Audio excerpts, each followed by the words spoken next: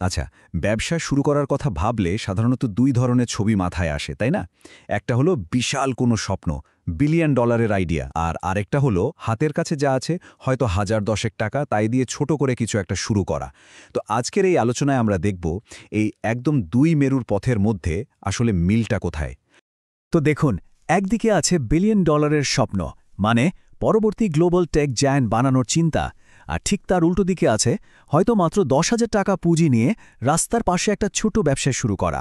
এখন প্রশ্নটা হলো, এই দুটো জগতের মধ্যে আদৌ কি কোনো মিল থাকা সম্ভব? শুনতে একদমই অসম্ভব মনে হলো। চলুন একটু গভীরে গিয়ে দেখি এদের মধ্যে সংযোগটা আসলে কোথায়। আচ্ছা, তাহলে শুরু করা যাক আমাদের প্রথম পর্ব দিয়ে। নামটা হলো বিশাল স্বপ্ন, সাধারণ শুরু। আর এটা বোঝার জন্য একটা দারুণ উদাহরণ আছে। লাইন্ডা.কমের কথা ভাবুন তো, যে কোম্পানিটা $1.5 বিলিয়ন বিক্রি হয়েছিল। বিশ্বাস করুন, সেটার শুরুটাও কিন্তু হয়েছিল একদমই ছোট একটা পদক্ষেপ দিয়ে। আসলে প্রত্যেকটা বড় যাত্রারই তো একটা প্রথম ধাপ থাকে, তাই না? তাহলে প্রশ্ন হলো, কোন ব্যবসাটা শুরু করা সবচেয়ে ভালো? উত্তরটা কিন্তু খুব সহজ। যে ব্যবসাটা ঠিক এই মুহূর্তে শুরু করা সবচেয়ে সহজ। দেখুন, সবচেয়ে বড় ভুলটাই হয় নিখুঁত একটা আইডিয়ার জন্য অপেক্ষা করতে গিয়ে। এর চেয়ে বরং হাতের কাছে যে সবচেয়ে সহজ আর বৈধ সুযোগটা আছে সেটা দিয়েই শুরু করে দেওয়া উচিত। যেমন ধরুন সেই ছেলেটার গল্পটা, যে বিলিয়ন ডলারের স্টার্টআপের কথা না ভেবে বলেছিল, আমি এখন ঘাস কাটতে পারি। কেন? কারণ ওই মুহূর্তে তার জন্য ওটাই ছিল সবচেয়ে সহজ আর বাস্তবসম্মত কাজ। আচ্ছা, প্রথম ধাপ তো বোঝা গেল যে সহজ কিছু দিয়ে শুরু করতে হবে। এবার আসা যাক আমাদের দ্বিতীয় পর্বে। আর এই পর্বের মূল কথাই হল নিজের সমস্যাটি খুঁজে বের করা। কারণ ব্যবসা যত বড়ই হোক আর যত ছোটই হোক না কেন, সব ব্যবসার মূল ভিত্তি কিন্তু একটাই।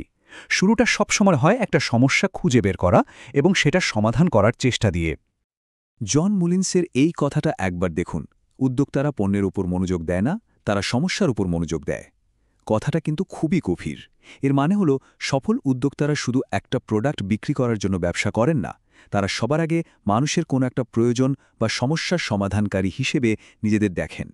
এর একটা ক্লাসিক উদাহরণ হলো নাইকি। দেখুন, এর প্রতিষ্ঠাতা ফিল নাইট এবং বিল বোয়ারম্যান কি করেছিলেন। তারা একটা খুব নির্দিষ্ট সমস্যা খুঁজে বের করেছিলেন। সমস্যাটা ছিল ইলিট বা সেরা দৌড়বিদদের জন্য আরও স্থিতিশীল আর আরামদায়ক জুতার প্রয়োজন। আর সেই সমস্যার সমাধান হিসেবে কিন্তু নাইকির জন্ম। তো নাইকির মতো বিশাল একটা উদাহরণের পর এবার একদম সাধারণ একটা পরিস্থিতিতে আসি। ধরুন কোনো একটা উৎসবে বা মেলায় বিশাল ভিড়, আর সবাই খুব তৃষ্ণার্ত। সমস্যাটা কি? পানির অভাব। সমাধান সহজ, পানি বিক্রি করা। দেখুন, স্কেলটা হয়তো আলাদা, কিন্তু নাইকি আর এই পানি বিক্রির ব্যবসার মূলনীতিটা কিন্তু একদম একই। একটা পরিষ্কার প্রয়োজন বা সমস্যা খুঁজে বের করা, আর সেটা সহজ একটা সমাধান দেওয়া। আচ্ছা, সমস্যা তো খুঁজে পাওয়া গেল, কিন্তু সেটার উপর ঝাঁপিয়ে পড়ার জন্য, মানে কাজটা শুরু করার জন্য কি ধরনের মানসিকতা দরকার? এখানেই আমরা চলে আসছি আমাদের তৃতীয় পর্বে।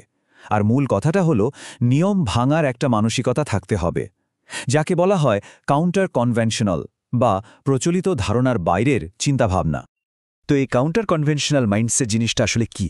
এটা হলো এমন কিছু মনোভাব আর অভ্যাস যা বড় বড় কোম্পানিগুলোর যে বেস্ট প্র্যাকটিস বা সেরা নিয়মকানুন আছে, ঠিক তার বিপরীতে চলে। এই মানসিকতাই ঠিক করে দেয় যে কোনো একটা সুযোগ সামনে এলে একজন উদ্যোক্তা কিভাবে সেটার মোকাবেলা করবে, আর এটাই কিন্তু তাকে বাকিদের থেকে আলাদা করে তোলে। এই নিয়ম ভাঙার মানসিকতার কয়েকটা দারুণ দিক আছে। যেমন ধরুন, প্রথম ধাপ, সবসময় হ্যাঁ আমরা পারি বলার মতো মনোভাব রাখা। দ্বিতীয় ধাপ, সবকিছুর জন্য অনুমতির অপেক্ষা না করা। আর তৃতীয়টা হলো, দরকার হলে জিনিসপত্র ধার করতে বা চেয়ে নিতেও পিছপা না হওয়া। চলুন এগুলো নিয়ে একটু বিস্তারিত কথা বলি। হ্যাঁ আমরা পারি মানসিকতার একটা অসাধারণ উদাহরণ আছে। ধরুন, একজন গ্রাহক আপনার কাছে এমন কিছু চাইলেন যে আপনার মূল ব্যবসার অংশ নয়। বড় কোম্পানিগুলো সাধারণত বলে, আমরা এটা করি না। কিন্তু একজন উদ্যোক্তা বলেন, হ্যাঁ আমরা এটা করতে পারব। ব্রাজিলের অ্যাটমো ডিজিটাল ঠিক এটাই করেছে। গ্রাহকের নতুন নতুন অনুরোধে হ্যাঁ বলতে বলতে তারা 4 বার নিজেদের ব্যবসাকে নতুন করে সাজিয়েছে। এবার ভাবুন উবারের কথা। তাদের প্রতিষ্ঠাতারা যদি ট্যাক্সি ছাড়াই একটা ট্যাক্সি কোম্পানি শুরু করার জন্য সরকারি দপ্তরে অনুমতি চাইতে যেতেন, তাহলে উত্তরটা কি হতো? প্রায় নিশ্চিতভাবেই উত্তরটা হতো না। এখানেই অন্ট্রপ্রেনিয়রশিপ মাইন্ডসেটের আরেকটা দিক বোঝা যায়। অনেক সময় যখন নিয়মকানুন অস্পষ্ট থাকে, তখন উদ্যোক্তারা অনুমতির অপেক্ষা না করে কাজে নেমে পড়েন। আচ্ছা, মানসিকতা তো না হয় ঠিক করা গেল, কিন্তু ব্যবসা চালাতে তো সবচেয়ে বেশি জরুরি জিনিস হলো টাকা আর অন্যান্য রিসোর্স। তো এবার আসা যাক আমাদের চতুর্থ পর্বে, যেখানে আমরা দেখব কিভাবে নিজের রিসোর্সকে সবচেয়ে ভালোভাবে কাজে লাগানো যায়। আর মজার ব্যাপার হলো, এখানেও আমরা দেখব যে বড় বা ছোট সব উদ্যোগের ক্ষেত্রেই একই মূলনীতি কাজ করে। তাহলে প্রশ্নটা হলো, আপনার ব্যবসার জন্য নগদ টাকার সেরা উৎসটা কি? কোনো বিনিয়োগকারী? Bank loan? না, উত্তরটা আরও সহজ, আপনার গ্রাহক।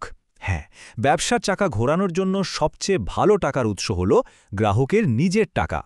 এটা এমন একটা কৌশল যা বড় এবং ছোট সব ধরনের উদ্যোক্তায় ব্যবহার করে। এর সবচেয়ে বড় উদাহরণ হল টেসলা। তারা তাদের মডেল 3 গাড়িটা বানানোর আগেই গ্রাহকদের কাছ থেকে $1000 করে ডিপোজিট নিয়েছিল। আর এভাবে তারা উৎপাদন শুরু করার আগেই নগদ $500 মিলিয়ন সংগ্রহ করে ফেলে। ভাবা যায়? এই গ্রাহকদের টাকা দিয়েই তারা তাদের ইঞ্জিনিয়ারিং এবং ম্যানুফ্যাকচারিংয়ের খরচ চালিয়েছে। এখন টেসলার $500 মিলিয়ন ঠিক উল্টো দিকে তাকান। একজন সাধারণ রাস্তার বিক্রেতা, তিনি হয়তো 10,000 টাকা দিয়ে দিনের শুরুতে মালামাল কেনেন। সারাদিন বিক্রি করার পর যে টাকাটা আয় হয়, সেই টাকা দিয়েই আবার পরের দিনের জন্য স্টক কেনেন।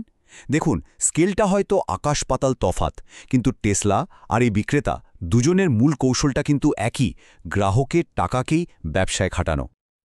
আর একটা দারুণ কৌশল হল নিজের সম্পদ না থাকলে ধার করা। যেমন গো এপ নামে একটা কোম্পানি, তারা গাছের ওপর অ্যাডভেঞ্চার কোর্স বানানোর ব্যবসা শুরু করতে চেয়েছিল, কিন্তু তাদের নিজেদের কোনো জঙ্গল ছিল না। তো তারা কি করল? তারা সরকারি ফরেস্ট্রি কমিশনের কাছ থেকে তাদের গাছ, পার্কিং লট, এমনকি বাথরুম পর্যন্ত ধার নিল।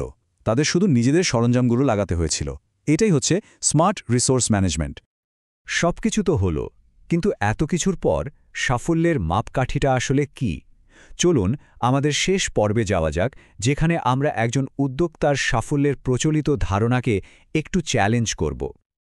তাহলে একজন নতুন উদ্যোক্তার জন্য সাফল্যকে কিভাবে মাপা উচিত? আমরা কি শুধু লাভের পরিমাণ দেখব, নাকি বিক্রির সংখ্যা, নাকি ব্যবসার গ্রোথ বা প্রবৃদ্ধি? কোনটা আসল? প্রশ্নটা কিন্তু আসলেই ভাবার মতো। আর এর উত্তরটা বেশ শক্তিশালী। একজন নতুন ব্যবসার জন্য প্রথম লক্ষ্য লাভ করা নয়। প্রথম লক্ষ্য হল যে কোনো মূল্যে টিকে থাকা, পারসিস্টেন্স। ফাইয়াজ ফয়সালের এই কথাটা খেয়াল করুন। তিনি বলছেন, আমাদের লক্ষ্য ছিল আমাদের ব্যবসাকে 10 বছর টিকিয়ে রাখা। আমরা আরও অনেক ব্যবসা শুরু করেছিলাম, যা বন্ধ হয়ে গেছে, কিন্তু এটি এখনও চলছে। কথাটা কিন্তু খুব গুরুত্বপূর্ণ।